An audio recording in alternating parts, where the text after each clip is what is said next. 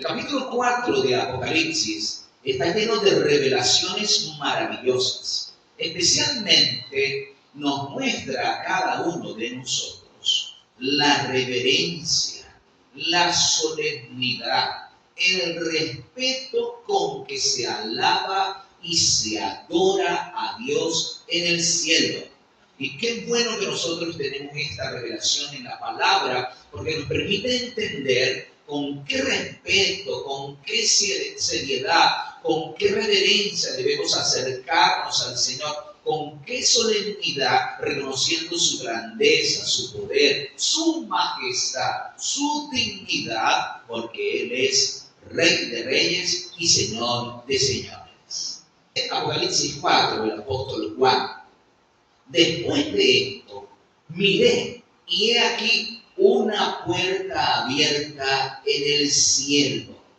Y la primera voz que habló conmigo como de trompeta dijo: sube acá, y yo te mostraré todas las cosas que sucederán después de estas. Y al instante estaba yo en el Espíritu, y he aquí un trono establecido en el cielo, y en el trono uno sentado.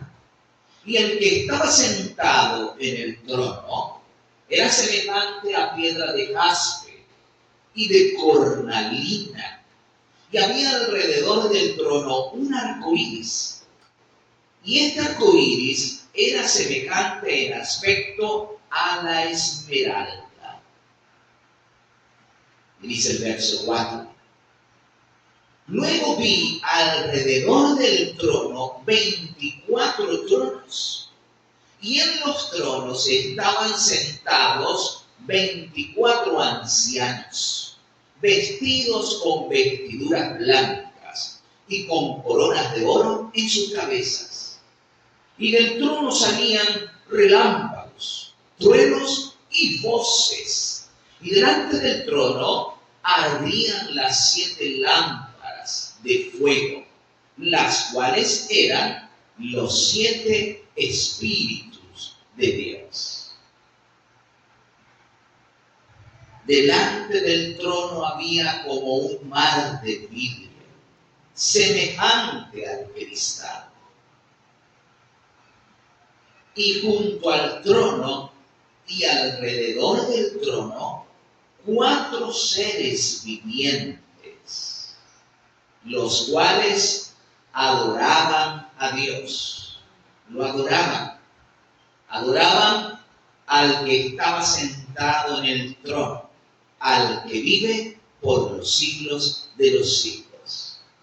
El primer ser viviente era semejante a un león. El segundo era semejante a un becerro. Y el tercero tenía rostro como de hombre.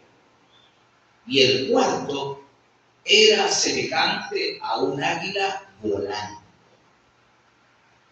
Los 4 seres vivientes tenían 6 alas. Y cada uno de los seres vivientes tenía ojos por dentro y alrededor.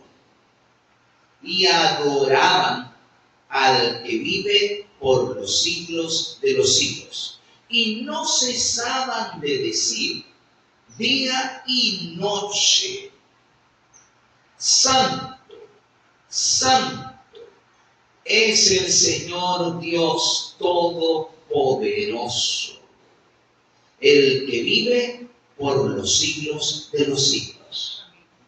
Y siempre que los 4 seres vivientes daban gloria, honra y acción de gracias al que estaba sentado en el trono, al que vive por los siglos de los siglos,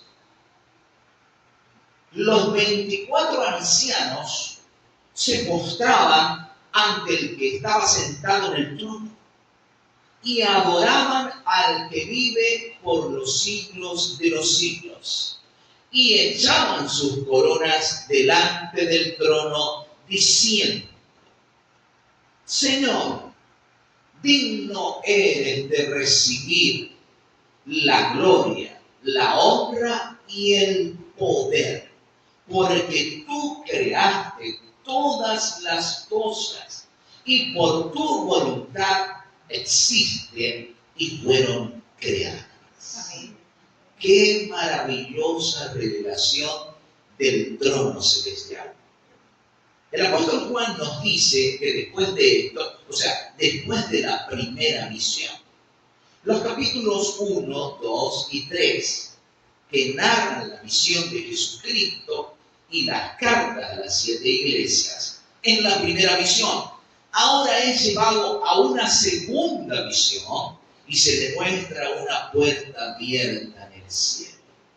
El Señor le permite ver el santuario celestial. Juan contempla un trono establecido en el cielo. Y en el trono ve a uno sentado. Juan trata de describir lo que está contemplando. Trata de explicar lo que sus ojos, arropados por el Espíritu y en esta excelsa visión, están mirando. Y Juan contempla y compara su visión como si el rayo de sol atravesara a través de piedras preciosas, a través de un prisma y manifestara multitud de colores, comparándolo a piedras preciosas como el jaspe y la cornalina. Y además, un arco iris que se parecía a la esmeralda. La esmeralda, su color verde es dominante, es espectacular. Dice que la esmeralda es símbolo de bondad, de nobleza, la bondad del Señor. La palabra de Dios en el libro del Génesis, el capítulo 9, versículo 11, nos dice que luego que se secaron las aguas y Noé salió del arca, el Señor puso su arco en las nubes, el arco iris. El arco iris es símbolo del amor de Dios. Es símbolo de la compasión divina por la humanidad. Dice que 19:11, mi arco pongo en las nubes para que sea un recordatorio que nunca más la tierra volverá a ser destruida con un diluvio. El arco iris se forma cuando los rayos del sol atraviesan las gotas de agua de las nubes y se forma aquel arco multicolor. El arco iris es una representación del plan de salvación. La justicia divina, el sol de justicia, se mezcla con ese rocío del amor de Dios. La justicia y la misericordia se besaron en la cruz. No puede haber solo justicia, porque la justicia solamente exige, ¿qué cosa? El castigo del pecador.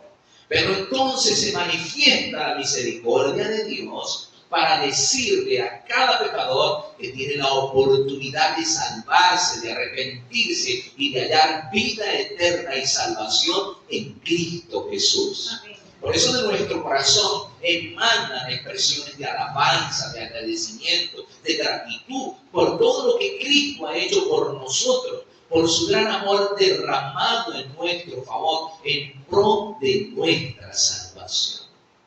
Mis queridos, aquí se observa el trono de Dios. Se contempla al Padre.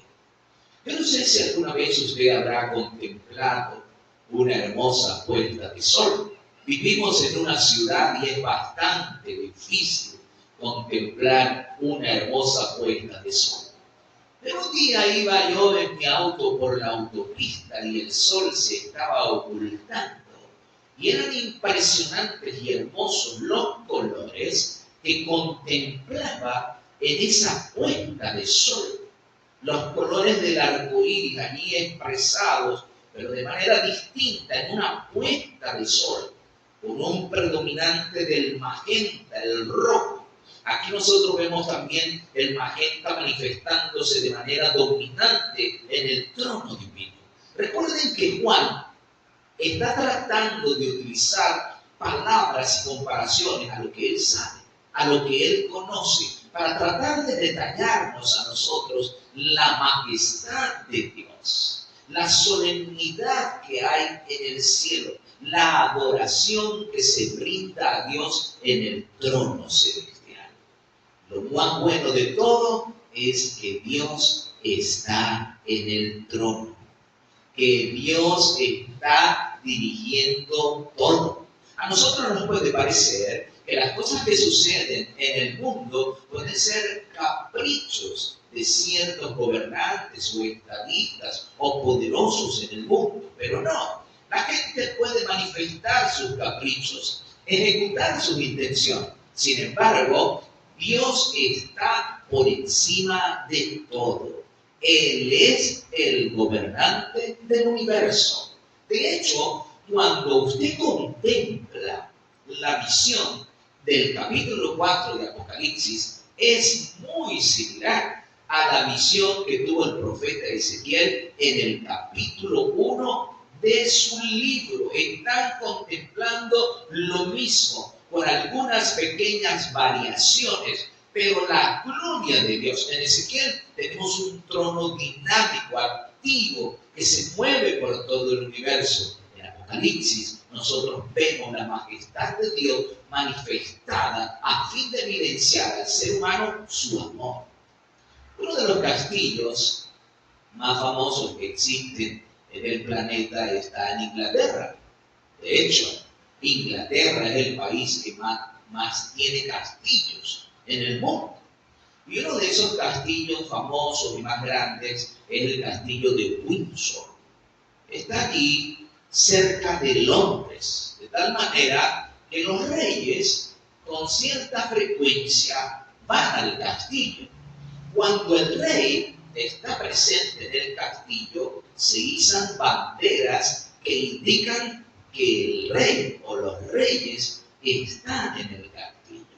Los turistas visitan este castillo, pero nunca ven al rey sentado en el trono. Difícilmente pueden conseguirlo, pero alabado sea nuestro Señor, porque su trono es majestuoso, excelso, y nada con qué compararse de algún trono en la tierra. Y el Señor está presente y activo en su trono, dirigiendo todos los asuntos para garantizar la salvación de cada ser humano. Alabado sea su nombre. Aquí entran en escena otros personajes, los 24 ancianos y los 4 seres vivientes.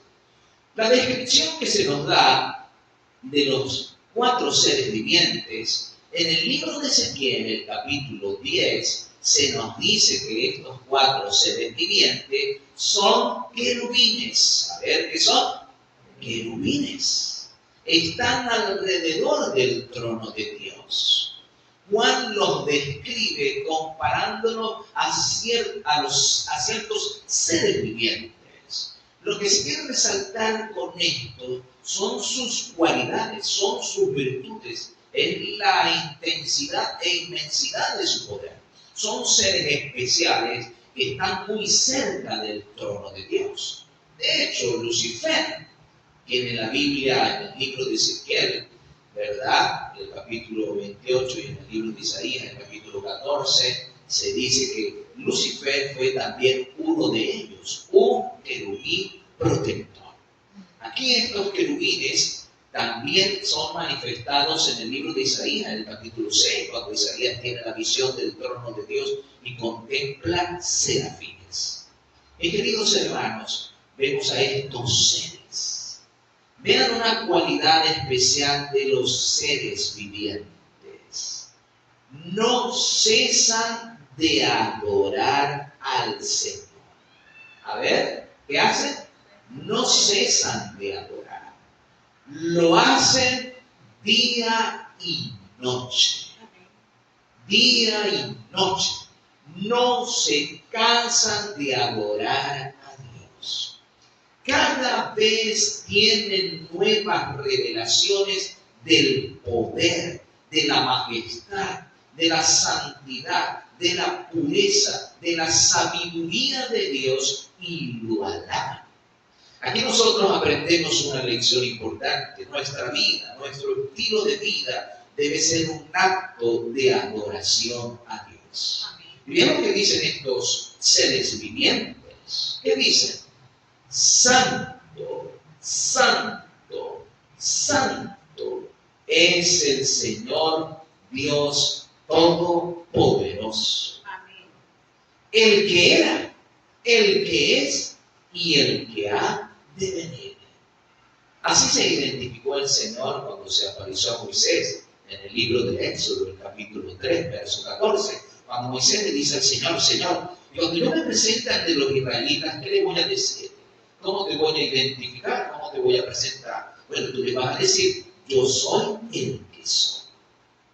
El Señor es el eterno, el que está sentado en el trono y merece toda alabanza, todo reconocimiento, su señorío, su poder, su majestad. ¿Es quién? El Padre, el creador del universo. Y Él merece toda nuestra gratitud y adoración reverente. Con ver ustedes, estos seres son santos. ¿Quiénes son los seres que están en la presencia de Dios? Son seres santos. 24 ancianos que representan las jerarquías de los ángeles que están ministrando allí en el santuario celestial. En el pueblo judío, en la nación de Israel, en el santuario terrenal, también habían 24 jerarquías de sacerdotes que ministraban en el santuario terrenal. Aquí vemos estos 24 ancianos en el santuario celestial. Y tanto los seres vivientes como los 24 ancianos, vean lo que hacen, se postran, se arrodillan ante la presencia de Dios y reconocen su santidad, su majestad, su poder. Y ellos dicen, Señor, digno eres de recibir la gloria, la honra, el poder. ¿Por qué? Porque tú creaste todas las cosas y por tu voluntad existen y fueron creadas. Una de las cosas importantes que debemos recordar todos los habitantes de este mundo es que Dios es el creador.